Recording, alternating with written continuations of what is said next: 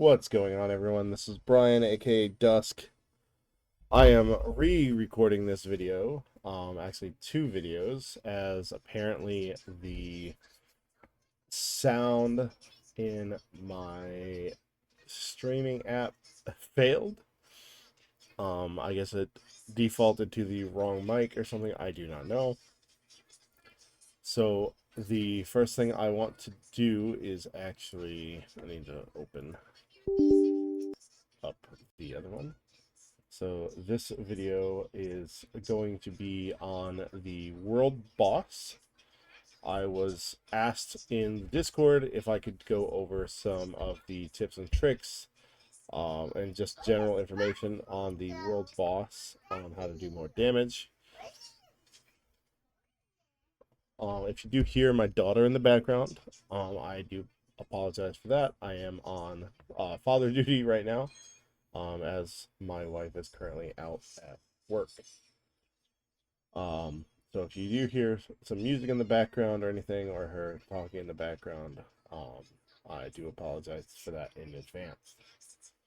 But on to the world boss. The concerns that I had somebody ask was that their CP is higher, but they do less damage. One of the things you need to understand about this game is that combat power does not necessarily equate to damage. Combat power is just a reflection of all of your combined stats. And world boss, the only thing it really cares about is your damage.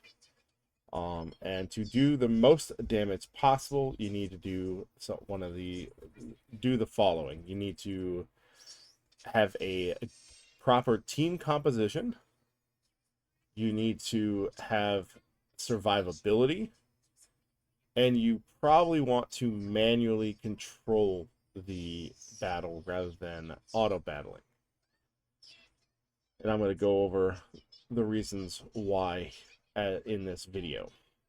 As for team composition, if you haven't already looked at the guide and looked at some of the recommended Pokemon, especially for early game, and how the whole team composition between state Pokemon and output Pokemon actually work, I'll do a brief explanation real quick. So your state-based Pokemon, so every team has both state and output. So let's say we want to look at Dragon Team here. A state Pokemon is Rayquaza, Mega Garchomp, Tyrantrum. These Pokemon put out what's known as an energy or an element. They put out the one pertaining to their team. So for Dragon, it's Dragon Energy. Poison Team, it's Poison Layers. Fire, it's Burning. Water, it's Damp. Electric is Paralysis. So the Pokemon that put those debuffs or state effects, is what they're really called, onto them are called your status or your state Pokemon. And these are basically your setup Pokemon, because your output Pokemon need and rely on that energy to do increased damage, or I think they're all just increased damage. Let's look at Gyarados real quick. Yeah, so adds damage based on if they're in that state. Dragon adds extra damage. Garchomp gets increased crit for every layer and whatnot of Dragon energy on them. So it's very important to pair up your state Pokemon with a corresponding output Pokemon. Now, you can use some of the universal Pokemon, especially if you want to do like Groudon or Palkia or anything like that, to do some more control or just more damage without having to rely on those state and outputs. I do recommend trying to find a balanced team between a state and output or multiple states and outputs, with some support and defensive units. Being able to heal yourself, your team, is very useful in the survivability aspect, which was factor number 2 for dealing more damage in World Boss. as well as just overall being an additional good way to deal out damage as well. Like Groudon is an excellent tank, but also does a ton of damage. When it comes to the world boss itself, this is where I recommend doing manual instead of doing auto battle. Sometimes auto battle can show up as more damage, but the benefit of doing manual, so if you actually go in here and click manual, and you can do this in auto as well if you're fast enough. I play on ×3 speed, so it's a little bit more difficult sometimes. But if you click this replace down here at the bottom, this tells you how many Pokemon you can switch out at that round. So we'll go ahead and just do this real quick. We're just going to get to that second round here.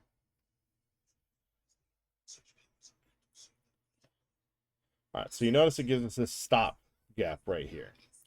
Well, if I had additional Pokemon, I could switch one of my current 3 with one of my backup Pokemon. So this is a great way especially if you're using state and output with multiple outputs for that state. Let's say you're using Rayquaza and you're using Garchomp and Gabite. Well, you could have Rayquaza and Garchomp out at the start, and you could switch Garchomp with Gabite in round 2, so that you can just keep cycling and doing as much damage as possible. I'll go ahead and skip through this. It is, as I mentioned with survivability, it is incredibly important that you make it the full 20 rounds of the boss fight. And you can do some tricks along the way of targeting specific Pokemon, keeping the 1 or 2 of the weaker 3 out through until the end, and just focusing on just one of the backup stronger Pokemon. That's one of the things that we used to do, because the front Pokemon, honestly, they just can't do enough damage, especially later in the game, to do anything to your team. So you could sit here and do 30-40 million damage to Mewtwo, but do only like 20-30,000, 40,000 to some of the other ones.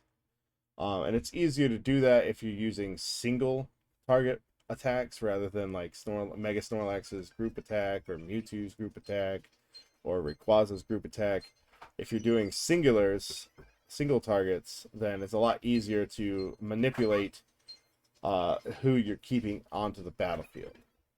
Also, if you can prevent, because all of the world bosses have the state with output, if you can prevent the state effect from being placed on your team, you can reduce their damage output tremendously so that you can survive longer as well. But all of this, the whole point of World Boss is to get held items. So World Boss 2 and 3 are more important because you get the held item box that you can unlock with Rainbow Diamonds. And you have a chance at getting a much stronger held item, whether it be a purple with percentage or a gold with percentage or a perfect gold, or even Godstones that let you upgrade them to red quality later on. I'm not going to go into a full detail on held items. That is something for a completely other video. What I will say, though, is both the world boss and the world gym, once the world gym has multiple gyms unlocked, have a very similar effect in the fact that once a Pokemon has been used in that gym to take a position or deal the most damage in place of the world boss, they are locked and cannot be used on another team. Now, there's some workarounds and some tricks involved that actually let us use. We may not be able to use the Pokemon, but we can use their TMs and we can use their held items. So what we can do is we can go and attack one of the world bosses with our best team, best 3, whatever the case may be. and then move their TMs and held items, our best ones, over to our secondary team or our third team to ensure that they're doing even more damage than they would if you were just using them with whatever they had. And then, of course, you want to make sure you put your items back on your main team so that you maintain your positions in the gym. Another thing you can do is, and I don't recommend this until late game, is let's say you wanted a Mega Garchomp, but you wanted to use it in multiple world bosses. Well, or multiple gyms. Well, you can actually start working on a second one, especially if you've already got 1 to 12 stars with good natures all around. You can start using your extras to start building a second version of Mega Garchomp, or any Pokemon, really. With the exception to, I believe, the SP Pokemon, which you can only have one of each of those. But the SP, I mean, the SR and SSRs and all that, you can have multiple of those. And as long as you're not trying to use the exact same one in multiple teams, you can have multiple teams with the same Pokemon. So you build 2 Mega Garchomps or 2 of whatever the exact same way. And then for the world boss, you just transfer all the held items over to the other one for their battle. And it's basically like using Mega Garchomp for multiple battles. Now, again, that is probably very late game. For early game, like I had mentioned earlier in the video, you might want to look at the guide, the full game guide, to look at some early game team composition ideas and some of the best Pokemon to use early on. I don't think Big Jim Gene has managed to come out with the actual tier list yet. So right now, all we really have to base it on is the one in my guide, which is based mostly off his guide because we did work together with some of that. But generally, early on, your Pokemon, especially when the gym first opens, are probably only going to be between 6 and 8 stars. You're probably only going to you'll be at level 33 when the world boss opens, and you'll be fighting against the Dragon team, which best counters to the Dragon team is another Dragon team, or a Water team mix of some Universal. You could use Palkia, Dialga. You can use Groudon, Giratina. I recommend also Snorlax and Deancey. They're good for helping stun Pokemon. Groudon's a great tank and attacker. Giratina's a great controller and tank as well. So coming up with a good formation and a good balance of your team is very crucial. Most early game teams, I would say probably the best is Rayquaza, Garchomp, Gabite, and then probably Snorlax. Deancey is probably a little bit later, but probably a good option. And then you could probably use something like Groudon if you have it, Chestnut, Rhyperior. Some of those are some good early game options as well.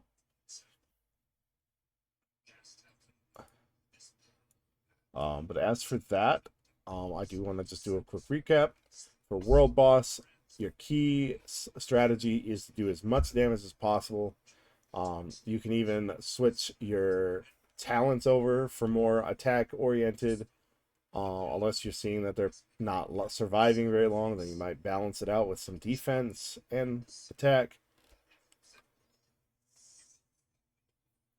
But your team composition is the number one, utmost, most important aspect that you need to focus on. After that will be your